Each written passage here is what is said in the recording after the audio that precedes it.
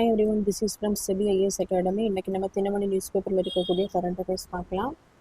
13 ஆண்டுகளாக கோமாவில் இருக்கும் இளைஞரை கருணை கொலை செய்ய உச்ச நீதிமன்றம் அனுமதி. ஸோ இந்த டாபிக் பார்த்தீங்கன்னா குரூப் 1 மெயின் சிலபஸ் பேப்பர் 3 பாலிட்டியில் ஃபண்டமெண்டல் ரைட்ஸில் வந்து கவர் ஆகும். இதோட பேக்ரவுண்ட் பார்த்தோம் அப்படின்னா 2011ஆம் ஆண்டு அருணா ஷான்பாக் வழக்கு வந்து உச்ச நீதிமன்றத்தில் வந்து தொடுக்கப்பட்டிருக்கும். அதாவது இந்த அருணா ஷான்பாக் அப்படிங்கிறவங்க 1973ஆம் ஆண்டு வந்து செக்ஷுவல் அசால்ட் பண்ணனால அவங்க 36 வருடங்களாக வந்து கோமா ஸ்டேஜில் இருக்காங்க. அதாவது வெஜிடேட்டிவ் ஸ்டேஜில் வந்து இருக்காங்க.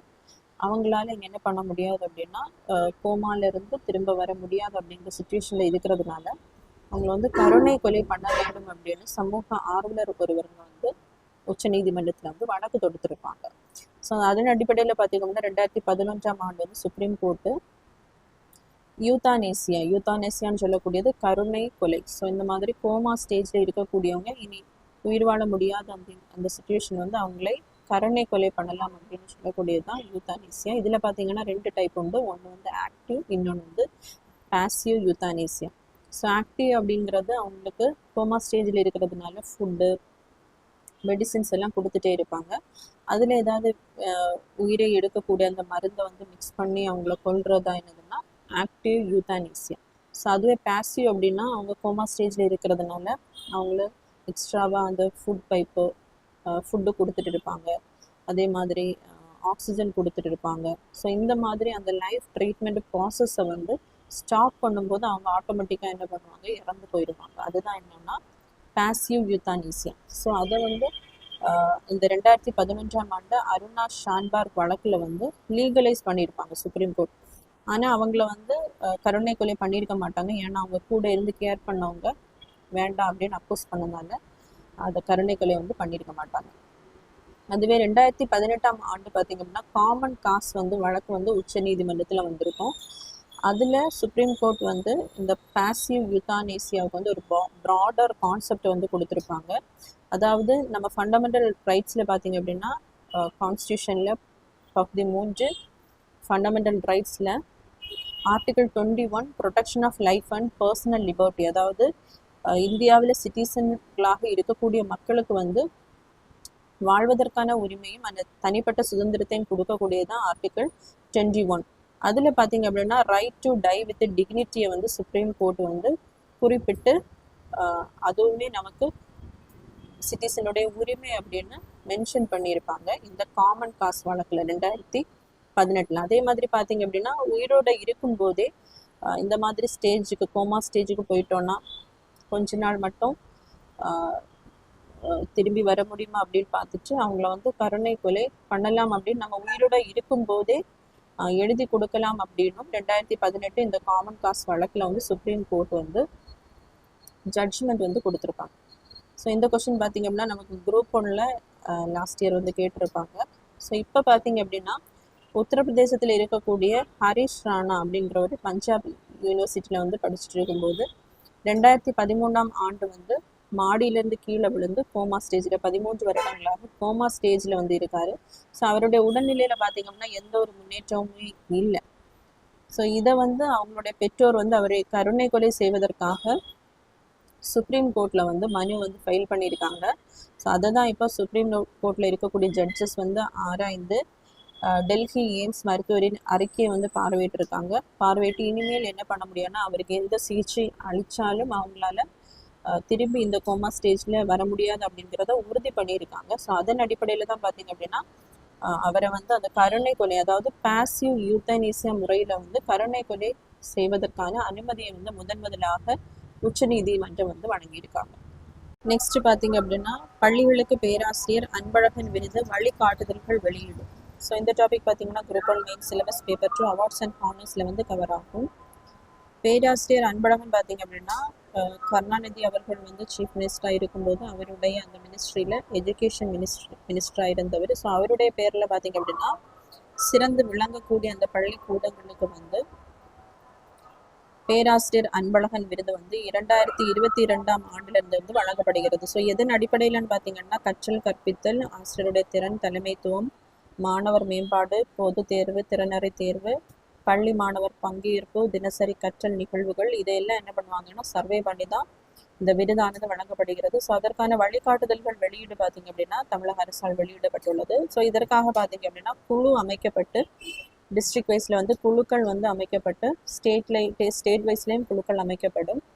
ஸோ டிஸ்ட்ரிக்ட் வைஸில் அமைக்கக்கூடிய அந்த குழுக்கள் பார்த்திங்க அப்படின்னா மாவட்டத்தில் வந்து சிறந்த விளங்கக்கூடிய அந்த 4 ஸ்கூல்ஸை வந்து செலக்ட் பண்ணி கொடுப்பாங்க. அதன் பின்னாடி பார்த்திங்க அப்படின்னா எஜுகேஷனல் மினிஸ்ட்ரி வந்து இந்த 4 ஒவ்வொரு மாவட்டத்திலிருந்தும்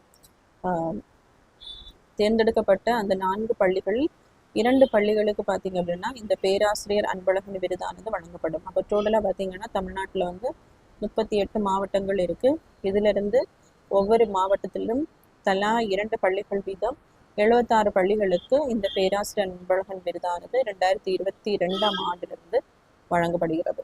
நெக்ஸ்ட் பார்த்தீங்க அப்படின்னா அவசர கால இருப்பை வெளியிட ஐஇஏ பரிந்துரை.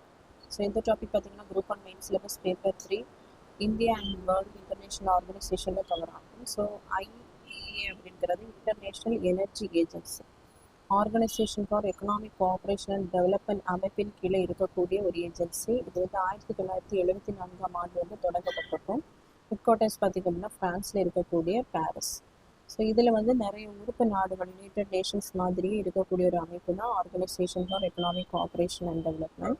இதில் இருக்கக்கூடிய அந்த உறுப்பு நாடுகளிடையே பார்த்திங்க அப்படின்னா அவசர காலத்தில் ஏதாவது எண்ணெய் சப்ளையில் ஏதாவது டிஸ்ட்ரப்ஷன் ஏற்பட்டாலோ பற்றாக்குறை ஏற்பட்டாலோ அது சுமூகமாக இருக்கக்கூடிய அந்த இருப்பை வெளியிட்டு சுமூகமாக அதை தீர்க்கக்கூடிய ஒரு அமைப்பு தான் பார்த்திங்க அப்படின்னா இன்டர்நேஷ்னல் எனர்ஜி ஏஜென்சி. அதன்படி பார்த்திங்கன்னா இப்போ வந்து ஈரான் மற்றும் யூஎஸ் இஸ்ரேல் இடையே அந்த போர் பிடிக்கிறதுனால அந்த கல்ஃப் ஆஃப் ஓமன் மற்றும் பர்ஷியன் கல்ஃப் இடையே இருக்கக்கூடிய அந்த ஹார்மஸ் நீரிணையில் பார்த்திங்க அப்படின்னா ஈரான் வந்து எந்த எண்ணெய் கப்பலையும் அங்கேருந்து இங்கே வந்து எந்த நாடுகளுக்கும் வந்து அனுப்ப வந்து அனுமதி கொடுக்கல. ஸோ அதன்படி பார்த்திங்க அப்படின்னா நாடுகளிடையே ஒரு எண்ணெய் இருப்பு பற்றாக்குறை வந்து ஏற்பட்டிருக்கு. ஸோ அதை சரி செய்வதற்காக தான் இந்த இன்டர்நேஷ்னல் எனர்ஜி ஏஜென்சி பார்த்திங்க அப்படின்னா அதன் கீழே இருக்கக்கூடிய அந்த உறுப்பு நாடுகளிடையே அவங்க வந்து அவசர கால எண்ணெய் இருப்பை வந்து வச்சுருப்பாங்க. ஸோ அதன் அடிப்படையில் 40 கோடி பீப்பால் அவசர கால எண்ணெய் இருப்பை வந்து சந்தையில் வெளியிட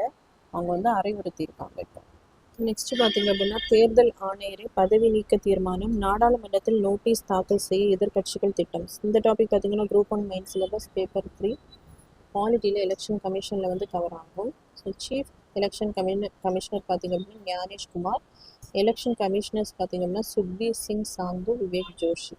ஸோ ரீசெண்டாக ஸ்பெஷல் இன்டென்சிவ் ரிவிஷனை வந்து எலெக்ஷன் கமிஷன் வந்து கண்டக்ட் பண்ணியிருப்பாங்க. அதாவது தகுதி உள்ள வாக்காளர்களை வந்து எலக்டோரல் ரோல்ஸில் ஆட் பண்ணுறதுக்காகவும் அதே மாதிரி தகுதி இல்லாதவர்களை வந்து அதிலேருந்து நீக்குவதற்காகவும் தான் இந்த ஸ்பெஷல் எஸ்ஐஆர் அப்படின்னு சொல்லக்கூடிய ஸ்பெஷல் இன்டென்சிவ் ரிவிஷனை வந்து எலெக்ஷன் கமிஷன் மேற்கொண்டிருப்பாங்க.